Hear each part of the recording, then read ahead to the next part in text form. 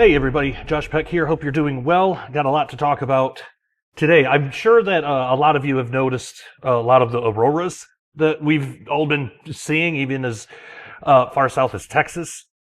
Um, and I think we've had three major ones in the past year and a half, something like that. So what's going on? And I actually think there's a lot to this. I think that ultimately, it's probably prophetic. It probably has something to do with things that are set to occur in the end times. Um, and this very well could be one of those birth pangs that we talk about. But let's get into it. So, um, according to Forbes, there's a new giant sunspot, an X-class solar flare that could bring bright auroras. We've been seeing this a lot, more and more stories like this. It's increasing. This is just from a couple days ago, but it says a spot on the sun 10 times larger than Earth has been seen on the solar surface, and its appearance coincided with a massive solar flare. Sunspots are areas of intense and complex magnetic fields that produce solar eruptions, according to NASA. Earth-orbiting satellites detected an X1.9 solar class solar flare at 2:49 UTC on December 1st, 2025. Came in the wake of a couple of weaker M-class solar flares. Now, this massive sunspot, it's called AR 429496. It's one of the biggest seen in a decade, and it's expected to be the source of solar flares over the next few weeks. But the one that happened on December 1st, that came from a smaller one called AR 4295. Solar flares alone don't cause displays of aurora on Earth. Large solar X-ray flares can change Earth's ionosphere, causing radio blackouts on the day side of Earth, according to the NOAA. This one saw a blackout in Australia. And see, this is why this is important. The magnetic sphere is weakening, and I'll get into that, but that's what protects us from solar rays and stuff like that. Cosmic rays. And the issue with solar flares and cosmic rays is that they can disrupt our electric grid. If we get one bad enough, it could knock out all power and everything that it hits. An event like that happened over 100 years ago. It's called the Carrington event, which many of you are probably somewhat familiar with. I've talked about it before in earlier videos. But basically, that's what happened. The difference was at that time we weren't as reliant on technology as we are today. So back then it did fry some power or some phone lines. I guess some of the air got so charged that they didn't even need to plug their phone things in, and they still worked. So it did cause some damage, but it wasn't nearly as catastrophic as it would be today if that same event happened. Just because, again, back then they didn't have as much technology, they weren't as reliant on it, it wasn't that big of a deal. Now, experts say that we're due for an event like that anytime. I think we're actually overdue. So this could happen anytime. If that happened now, it could be absolutely devastating. I mean, it could knock out electric grids, which would be devastating. There was an estimate that here in America, if the entire grid went down, like if just electricity stopped in America, within 3 months, 90% of people would be dead. And that's largely because most people aren't prepared for this kind of stuff. And I would say that if you're not prepared, now's the time. Just get some emergency food or just something. Not only for solar flares, but just for anything. You never know when a bad enough storm's going to come through, or a local flood, or things like that happen. You never know. You should always be prepared. But think about this with you and your family. How long could you survive if there were no electricity? If there was no shipping to stores, to local stores? You got to assume that all stores are going to be raided because there's going to be mass panic all over the place. How long could you survive with what you have in your house right now?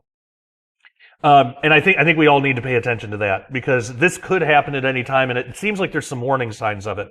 This also has to do with a magnetic and a geological pole shift that experts say they're coming. And pole shifts are crazy, scary kind of things, and we'll definitely talk about that in a moment. But it says the electromagnetic radiation from a solar flare travels at the speed of light, taking just 8 minutes to reach Earth. So that's, by the time we would know that something is coming, if we even do see it, by the time that we would know, there's no prep time. 8 minutes, that's nothing. It's what can follow in the aftermath of a big solar flare, a coronal mass ejection that can lead to geomagnetic storms. That's when aurora can develop. And we've been seeing that all over the place lately. Whether a CME, which is coronal mass ejection, occurred after the X19 1.9 class solar flare isn't yet clear, but the appearance of a massive sunspot does mean a high likelihood of increased solar activity over the next few weeks. Geomagnetic activity incoming. It's been known for a while that early to mid-December could see significant geomagnetic activity. November 2025 saw multiple displays of aurora, particularly after a X5.1 rated solar flare on Tuesday, November 11th. It even caused a rare ground-level event as charged particles reached Earth's surface. This all could be warning signs for what they're calling the big one. So this is why we really need to pay attention to this stuff. The sunspot that effectively caused much of that geomagnetic activity, called AR4274, moved out of sight as the sun rotated. The sun rotates about every 27 days, meaning a highly active region of the solar surface is returning to face the Earth. That's crucial because CMEs must be Earth-directed to be geo-effective and cause a geomagnetic storm and a high chance of aurora. CMEs take a few days to reach Earth from the sun. A huge sunspot that has appeared may be the same sunspot imaged by NASA's Perseverance Mars rover, according to spaceweather.com. Then it says how to see the sunspot. But now this gets into what's called a magnetic pole reversal or a pole shift. And this is happening. This has been tracked for a while, and we're actually due for a pole shift. And what does that mean? Well, basically, north becomes south, south becomes north. Now, in a magnetic pole shift, it doesn't mean the entire Earth flips over. That's something a little different. But it means the magnetic field itself flips. So what we think of as south would become north like if you were looking at a compass. A geologic pole shift is something else that we're going to talk about too, because I do believe that I believe both of these things are happening. A magnetic pole shift, I think, could happen at any time. And that, I believe, could be a birth pang of the geologic pole shift, which I think actually happens during the tribulation. You know, we read about how every island is moved out of its place and stuff like that. A magnetic pole shift probably wouldn't do that, but a geologic one absolutely could. And there's, how people with the mark, they get scorched by the sun. That could be due to deteriorating magnetic sphere. Maybe it doesn't even exist at that point, and God's people have a protection over them. But that would allow cosmic rays to come through. That's what protect us. I mean, we also have the atmosphere too. We have other things that protect us, but the magnetic sphere is very important. So this is from Smithsonian, and of course they're saying that there's really nothing to worry about, but there's still some good information in here that we should look at. So it says Earth's magnetic pole is shifting towards Siberia and raising questions about unusual movement. Scientists released an update to a model that maps the ever-moving pole, and it is moving, and has significant implication for navigational systems. So it says, for decades, Earth's magnetic North Pole has been slowly drifting across the Arctic, but recent shifts in its path have caught the attention of scientists and those who rely on precise navigation systems. The magnetic North Pole's movement, which has suddenly accelerated towards Siberia this century, raises questions about what's driving the unusual shift and why its motion matters. I believe that there's actually an effect that we can look at that might explain some of this, even though the majority of scientists say no. But I think there's one piece that they're missing that somebody else brought up, and I think it's important to look at, but I'm getting a little ahead of myself. So it says the magnetic North Pole is distinct from the geographic North Pole, a fixed point where the Earth's axis meets its surface. Instead, magnetic north is the changing location where the planet's magnetic field lines converge. This field is generated by the churning of the planet's planet's outer core a layer of molten iron and nickel that begins roughly 1,800 miles beneath the Earth's surface. As the fluid dynamics of the core change, the magnetic pole shifts over time in a process known as the geodynamo. Now something unusual seems to be happening. First, I want you to keep this in mind. Excuse me. As the fluid dynamics of the core change. So yes, there is fluid dynamics in the Earth, and while that provides stability, because it's something that I'm going to get into a little later in this video, but while that does provide stability, it does change. And that's important to note. It's not constant. That's very important to note. Because we're going to talk about a geographic pole shift a little later and how that could actually happen. And that would be absolutely devastating. That's like end of the world kind of stuff. But we'll get into that in just a moment. But let's get through this. So William Brown, a global geomagnetic field modeler at the British Geological Survey, said in a statement, quote, "The current behavior of magnetic north is something that we have never observed before," end quote. So since it was first discovered in 1831 by explorer James Clark Ross, the magnetic North Pole has gradually shifted. Over the past century, its movement from Canada towards Russia has accelerated, increasing from about 6 miles per year to a peak of 31 miles annually by the 2000s. That is a huge shift. That's a huge increase. However, in the last 5 years, the rate of movement has slowed significantly to about 22 miles per year, the biggest deceleration in speed we've ever seen, Brown adds in the statement. That's still a lot more than 6 miles a year. But I believe that these things fluctuate. You know, they'll go faster, decelerate a little bit, go even faster, decelerate a little bit more, you know. Again, I mean, it's almost like birth pangs. You know, the travail on a woman, she gets a contraction, it's bad, but then it tapers off, and then a bigger one comes and it's bad, but it tapers off. It sounds like that's exactly what we're seeing with this acceleration and a little bit of deceleration, and then more acceleration, a little bit of deceleration, with the movement of magnetic north. Hey everyone. You know, concerning the economically unstable times that we live in, it is a great idea to convert some of your savings into real money. Now, there is a big difference between real money and what we call money, which is actually currency. So our dollar is currency, which fluctuates. Real money, like silver, is a store of value over time. The best way to think of it is like this. If you had saved $1,000 in cash back in the late 60s, the late 1960s, that $1,000 would still be $1,000 today, but it would buy you significantly less today due to inflation. Now, if you saved that same $1,000 in silver back in the 1960s, it would be around $28,000 today. So one of the best ways to protect your purchasing power is in real money, more specifically, silver. Now, you can buy and have the metal shipped discreetly to your door, and what most people don't know is that you can actually convert your IRA or even your 401k into physical silver rather than having all your life savings tied up in the paper fiat system, which is, of course, subject to hyperinflation. So go to dailyrenegade.com right now and click on the Cornerstone Asset Metals banner and sign up to get your free silver report. One of the financial experts will speak with you and find out the best way to protect your savings going forward in these uncertain times. You can also click on the link in the description below that goes directly to cornerstoneassetmetals.com. Make sure you tell them that Josh Peck at Daily Renegade sent you. It is time to stop trusting the evil beast financial system of the world and protect your assets today. So it says, for industries reliant on magnetic fields such as aviation, shipping, and navigation, this movement is no small matter. GPS systems, planes, and military equipment track the magnetic field and rely on accurate models of magnetic north to function properly.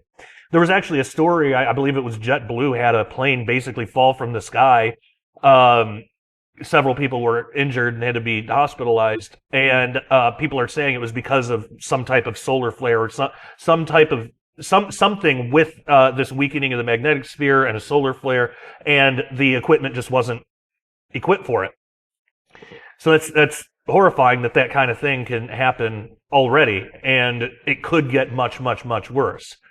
Again, think of birth pangs. When the magnetic field shifts, the model must be updated to reflect the changes. Arnaud Chouliat, a senior research scientist at the University of Colorado Boulder and NOAA's National Centers for Environmental Information, said, quote, "The more you wait to update the model, the larger the error becomes. The way the model is built, our forecast is mostly an extrapolation, given our current knowledge of the Earth's magnetic field. Scientists are still unsure why the magnetic North Pole speed changed so dramatically. I think it's because we're racing towards the end times, but that's just me. Some researchers believe that changes in the strength of the magnetic field near Canada and Siberia could be influencing the shift." So apparently, according to the British Geological Survey, the overall strength of Earth's magnetic field has been decreasing over the past couple centuries, but not uniformly. The field's getting weaker in Canada, but stronger around Siberia, and that pulls the magnetic pole towards Siberia. But the exact reasons are unclear for why this is happening. The behavior of the magnetic field is considered complicated and chaotic. In 2019, the scientists released the WMM 1 year early because the magnetic pole was moving faster than usual. So then it goes on to say that, like, while this, that there's significant consequences for systems that rely on magnetic fields for navigation. That's not the only problem. It also says, it also talks about that the planet's north and south pole magnetic poles swap places. This does say, and it's Smithsonian, so take it with a grain of salt. This does say that such an event is not expected to happen anytime soon, though they have occurred periodically throughout Earth's history, and they're saying the last reversal took place around 780,000 years ago. And then it also says scientists are not yet able to predict when the next reversal will occur. So that kind of refutes the first thing. Such an event is not expected to happen anytime soon, yet scientists are not able to predict when the next reversal will occur. So you got to be real careful when you read these things. Some of these publications have like an optimism bias. They don't want to like panic people. Everything's okay, everything's good, everything is as it always was. Which actually, when you read the Bible, that's a sign of the end times too, where everybody just says that everything is always as it was. That's kind of what they're doing, but they're also saying that they're not able to predict when the next reversal will occur. So they're basically saying in a really convoluted way, without admitting it, that they don't know.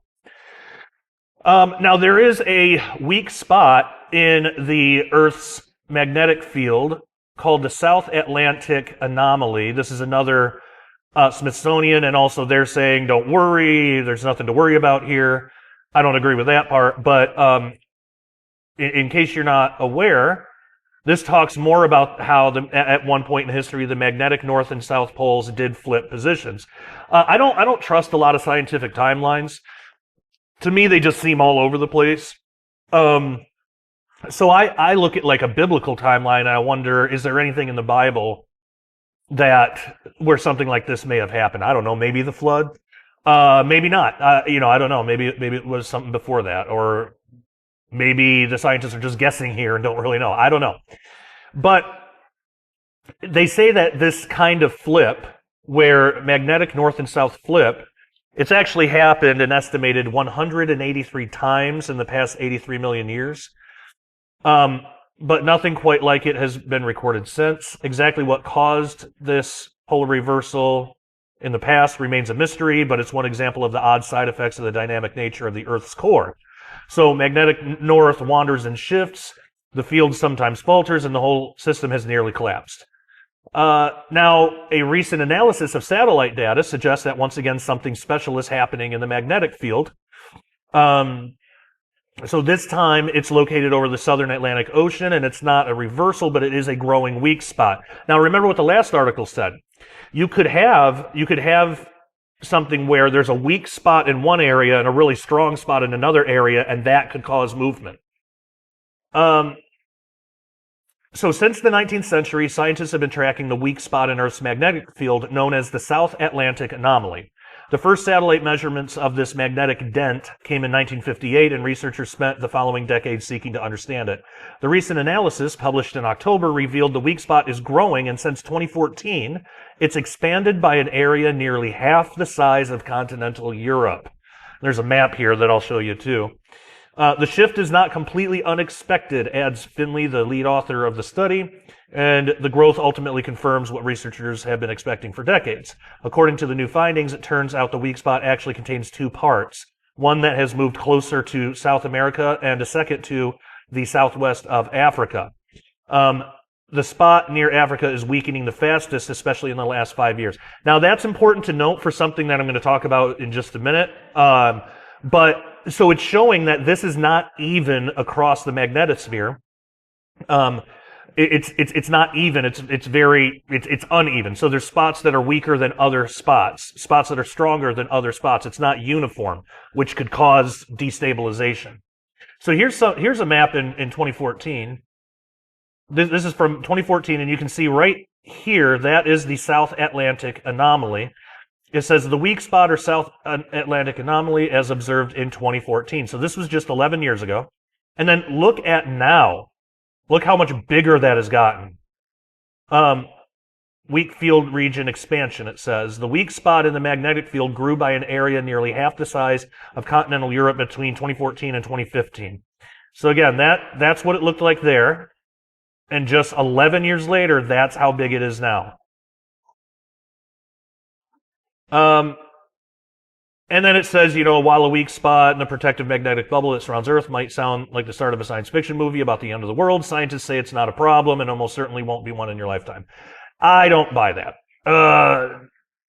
Because, again, there are satellites that go through this anomaly, and they actually have to turn all their stuff off, because if they don't, it'll fry the electronics. I think that actually did happen one time. I believe I talked about that in a previous video.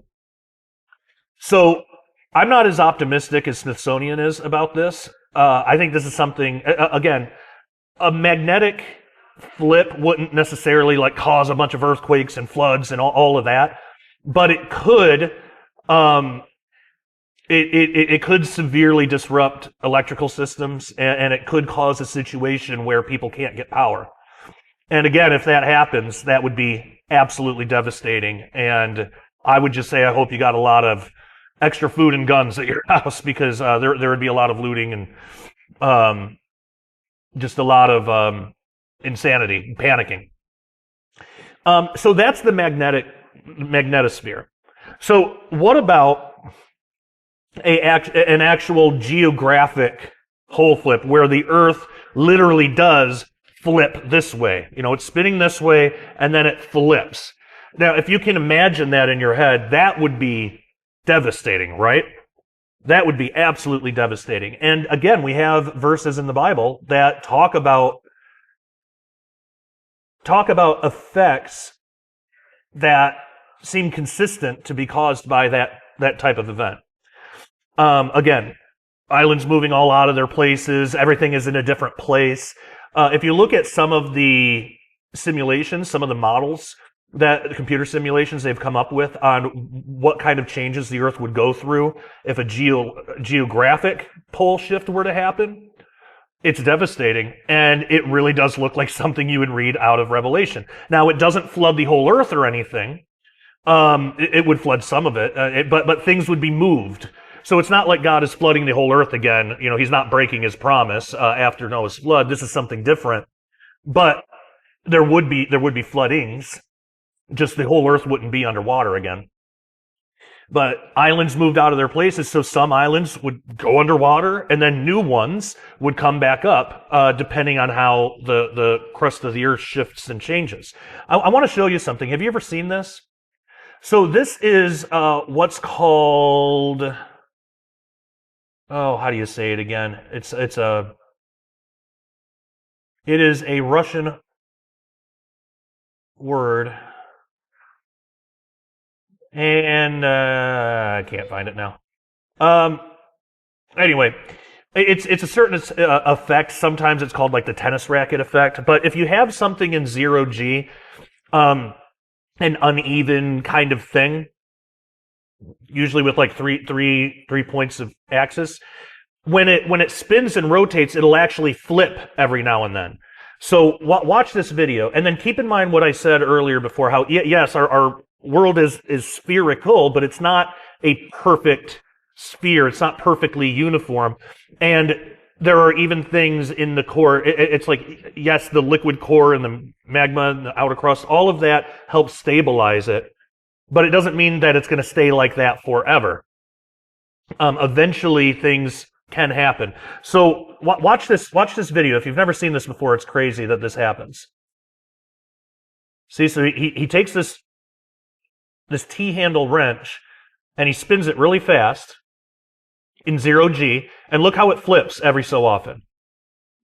It's constantly spinning, but every so often, the North Pole, if you could call it that, the North Pole flips. There's a slowed down version of it. And it's because it gets destabilized really easily because it's not a perfectly uniform shape. Now, obviously, this is extremely ununiform, this shape. So you see it a lot more extremely in that. But you could see something like that in a spherical object that's not completely. I want to thank the sponsor of this episode, LastPass, which remember we'll get rid of that. An ad came up, it sounds like. But you could get something like that in something that's more uniform but not perfect. If you have a perfect sphere where there's no anomalies, there's nothing displacing anything, then you wouldn't get that effect.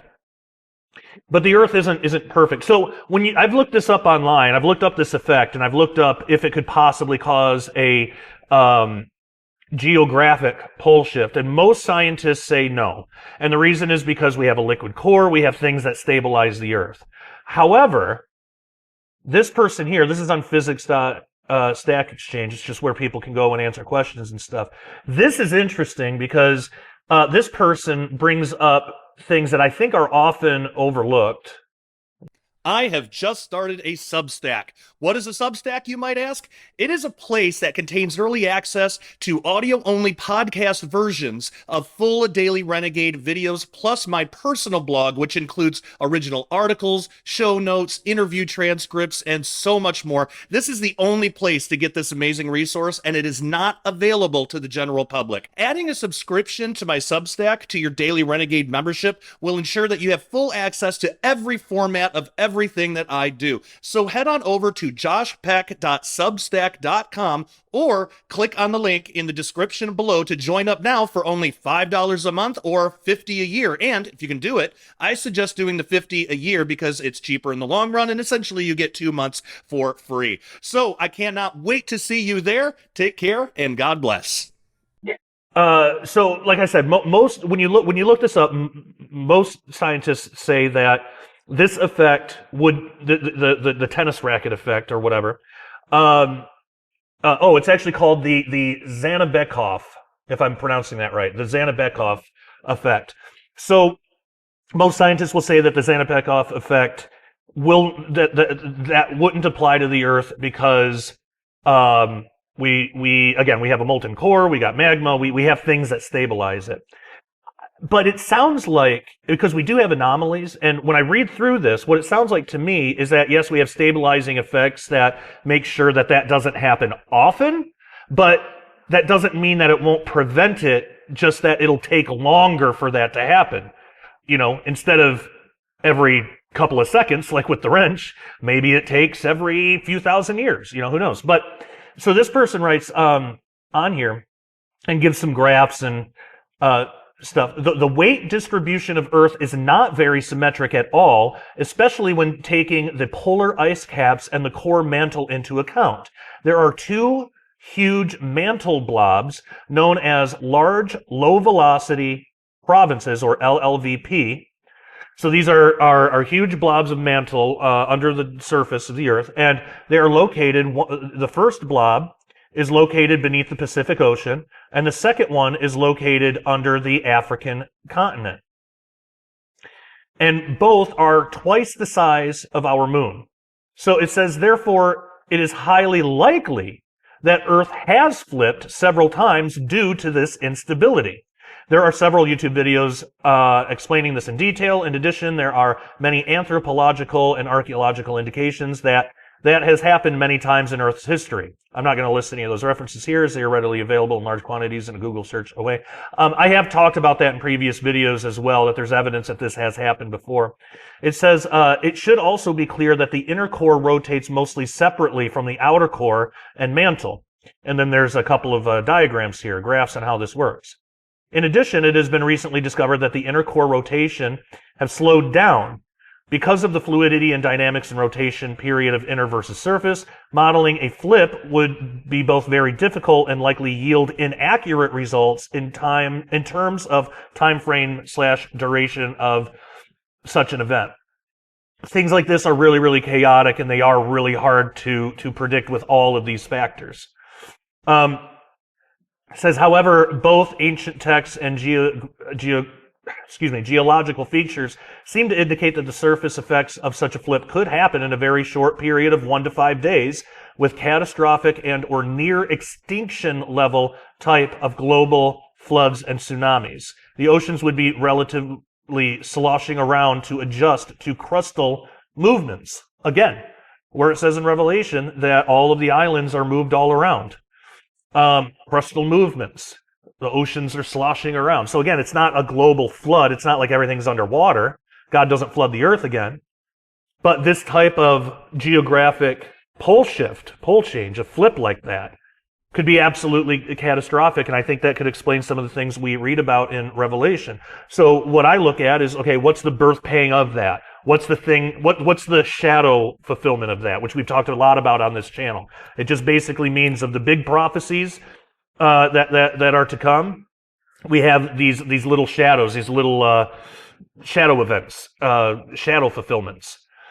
So like one example is how quickly the vaccine was rolled out. A lot of people have said, well, now I understand how it could be possible, how quickly something like the mark of the beast could be rolled out across the earth because of how fast that was. That doesn't mean that the vaccine is the mark of the beast or has anything to do with it. It's just like an example, like a shadow fulfillment. So I'm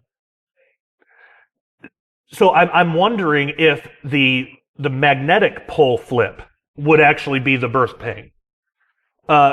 And that could happen before the rapture, after the rapture, before the tribulation, after the tribulation, or during the tribulation. Wouldn't be after, but who knows exactly when? We don't know. But there's nothing prophetically preventing it from happening anytime. Something else too. This is a bit of an analogy, but this is something I was thinking about too. In terms of the restrainer. Okay, so you know how in the Bible there seems to be like an kind of like analogous relationship between angels and stars. It's not that stars are angels. Like, that's taking it way too far. I'm not saying that. Stars are not angels. Stars are physical things. But, we read in Genesis about how, like, God created the moon, sun, stars, in part for signs. Well, there's also this connection between stars and angels in the Bible. We read about that in Revelation too. There's areas where it talks about, like, the 7 stars, and then it says the 7 stars and the 7 angels of the churches. Now, are those spiritual angels? Are those angels meaning just messenger? Are those like human pastors? Who knows? But in a analogous sense, there's a connection between angels and stars. It's almost like stars are like the physical representation of angels. Again, they're not the same thing, but it's like the physical representation. All right. So you have stars and angels. Well, we know that, the Bible says that at some point the restrainer is going to be removed. I personally fully believe that the restrainer is, the church, the Holy Spirit dwelling in believers. I believe that that's what that is. So what does the restrainer do? Well, it restrains. What is it restraining? What is it protecting us from? What is it keeping out? Well, the powers of the kingdom of darkness. There's a restraining effect. Now, as we get closer to the end times, as we get closer to, the tribulation and ultimately to the return of Christ, it seems like, as we get closer to the rapture, it seems like that restraining is like loosening its grip a little bit. Now it's going to be removed. There's going to be a time, and I believe that that's the rapture, where the restrainer is removed. The Holy Spirit, we with the Holy Spirit. Harpazo, that's like harpoon. What a great analogy for it, too. Because you're like harpooned with the Holy Spirit. We have the Holy Spirit indwelling in us now, but at some point, that gets harpooned up, we go up. So the job of the restrainer is to restrain something that would be very bad for us. Yet that's the power of the kingdom of darkness, these fallen angels, right? There are even parts in Revelation where it says the stars fall to the earth. Well, that can't be physical stars because that would destroy the earth, but it very well could be fallen angels. So there's a connection between, fallen angels, stars in Bible prophecy. One of the hottest subjects in Christian circles today are the shocking revelations coming from the Dead Sea Scrolls and their unique calendar. It seems like they knew more about the arrival of the Messiah than most Christians do today. His arrival did not catch them by surprise. They even knew the exact year of his arrival.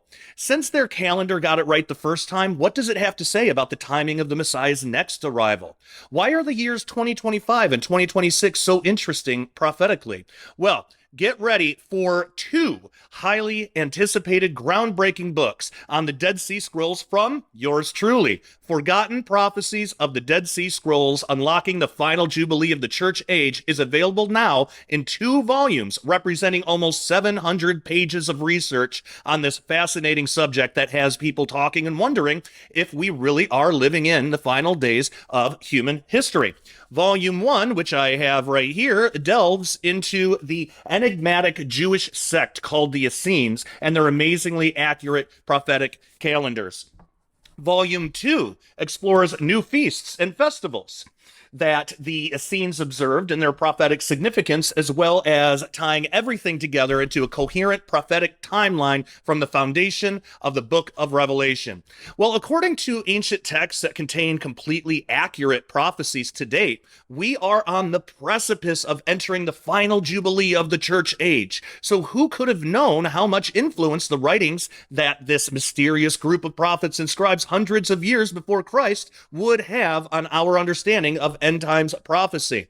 Well, as it turns out, much of what we've been taught about Israel in the first century is incomplete. There were, in fact, Jewish believers who knew exactly what to expect in his first coming, that he would be God in the flesh and that he would die for our sins. If they accurately predicted the first arrival of the Jewish Messiah, what did they have to say about his soon return? The revelations found within these books have never been uncovered before, and they affect each and every one of us today. So click on the links in the description below or head on over to prophecywatchers.com to get your copies of my new 2-volume book set today.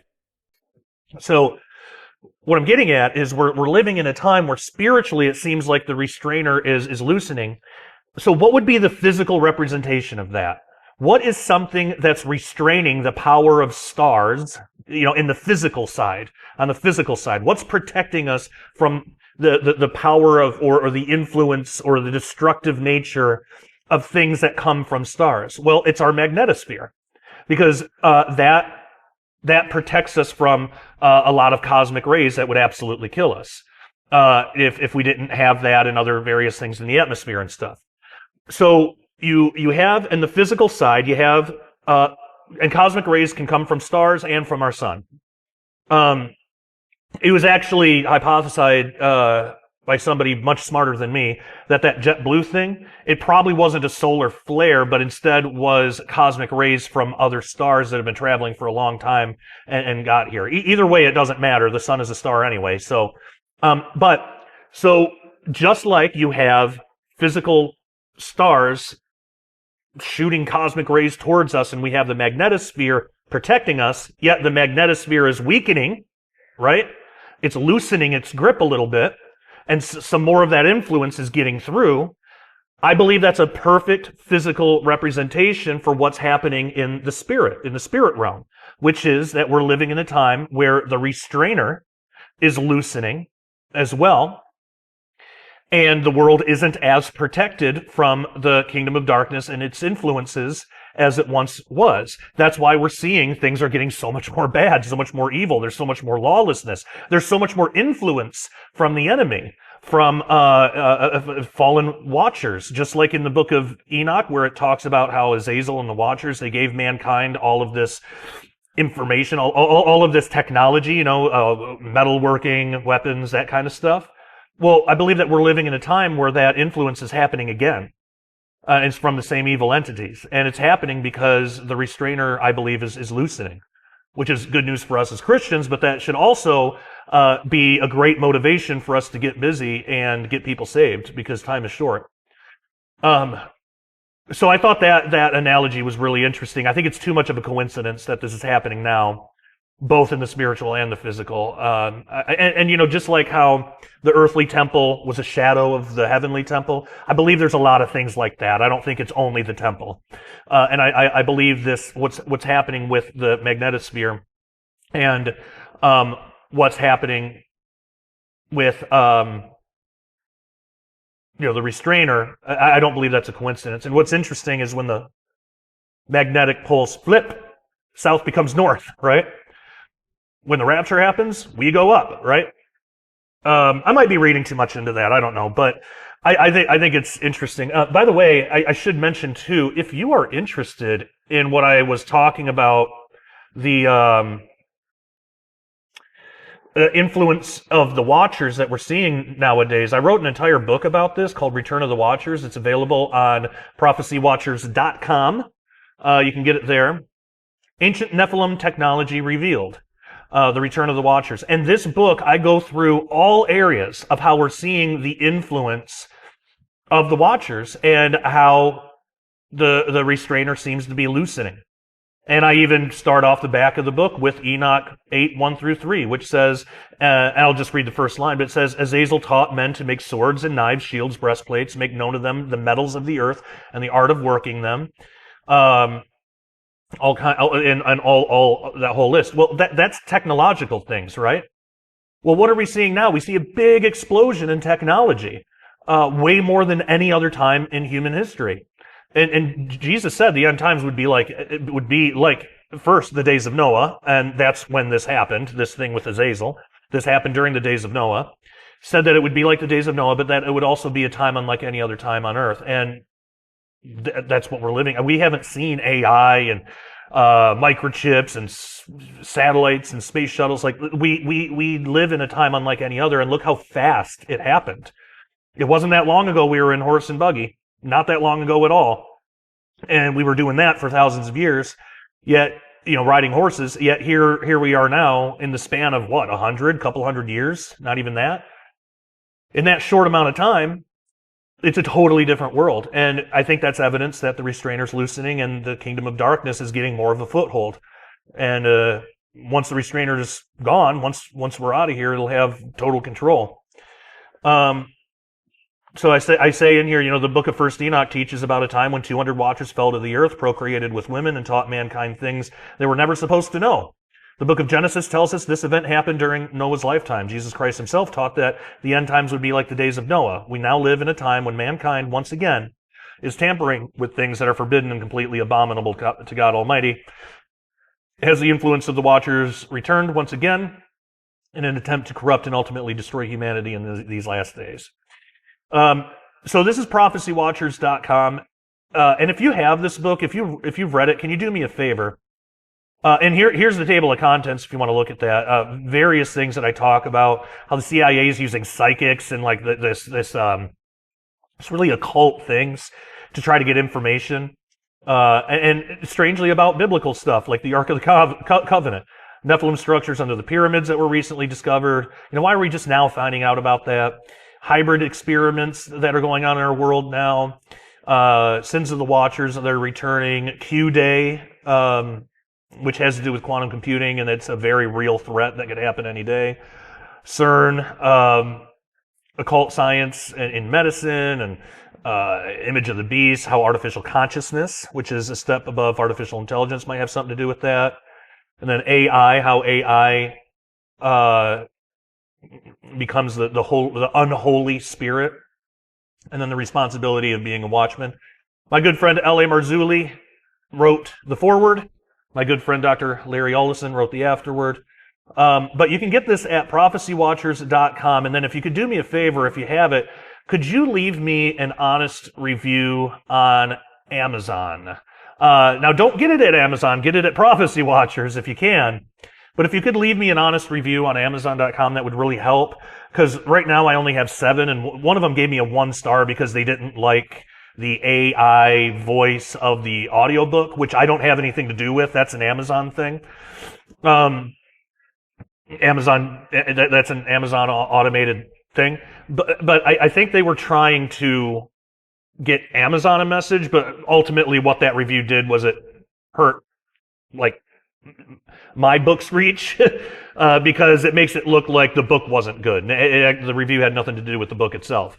So that ultimately it hurts the reach of the book, and it makes Amazon less willing, less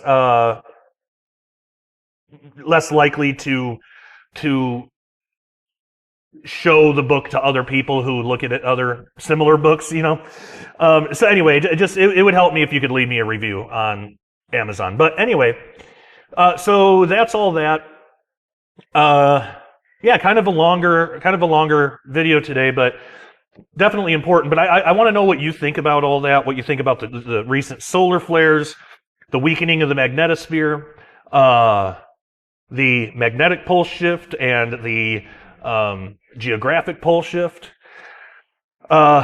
I want to know what you think about all that. Also, you know, what sources, because I know this is a big topic right now, and it's something that I've looked into before, but I haven't been like a diehard on this, although I'm feeling like I probably should. I'm feeling like I should do a lot more research into this. So let me know, who are some of your favorite researchers in this area?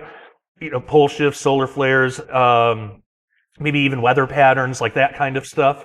Who are some of your favorite researchers? You know, Christian researchers, or even if they have no religious affiliation, but they're scientific and they seem real and reputable.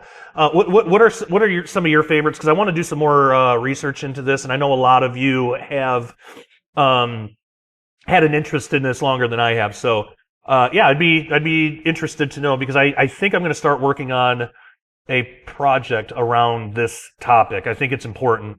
And you know, the main thing to get across is just be prepared. You can prepare for a magnetic pole shift. It would be difficult, but you can do it. And a lot of that just has to do with, again, like the question I asked before, how long can you and your family survive with what's in your house right now? Like, if you couldn't leave your house, if you couldn't go to the store, do you have a strong community? Do you have a local community, like your neighbors and stuff, where you're close and in touch, that you guys can help each other out? Or are you total strangers where they might break into your house if they're looking for food? Those are really important questions that I think everybody should be asking now and preparing to have a good answer for, because this could happen at any time. You know, at least some emergency food, some emergency supplies.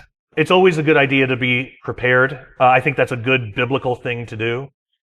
And so, yeah, maybe even in the comments, leave some of your tips. You know, if you're into this kind of stuff, if you've been preparing, what have you been doing? What are some tips you can share with other people?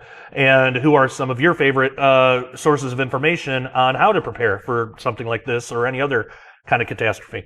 Let me know in the comments, because again, this is something that I want to get into more, and I would love to look at your resources and know what you think about this. All right. All that being said, thank you so much for joining me, and until next time, love you all. Take care. God bless. You know, if you are a Bible believing Christian who opposes the kingdom of darkness trying to run the world right now, then you are a renegade to the satanic system. We here at Daily Renegade wear that badge proudly. So if you're a renegade as well, head on over to dailyrenegade.com right now and get a membership today. You'll get our full catalog of Sharpening Report episodes and Daily Renegade update videos on topics such as Bible prophecy, science, technology, the Nephilim, aliens, and so much more. All of our episodes at Daily Renegade are early access, so as a member, you'll get the videos before anyone else does. Daily Renegade also offers videos not available anywhere else due to social media censorship. We also have a community page only for members where we can all fellowship together without fear of censorship. It's basically the best of Facebook and YouTube rolled into one without any of the garbage. Memberships are only $10 a month or $100 a year, and if you can do it, I suggest getting the $100 a year because it's cheaper in the long run, and essentially you get 2 months for free that way. So come join our family of renegades at dailyrenegade.com right now. The link is in the description below, and we'll see you there.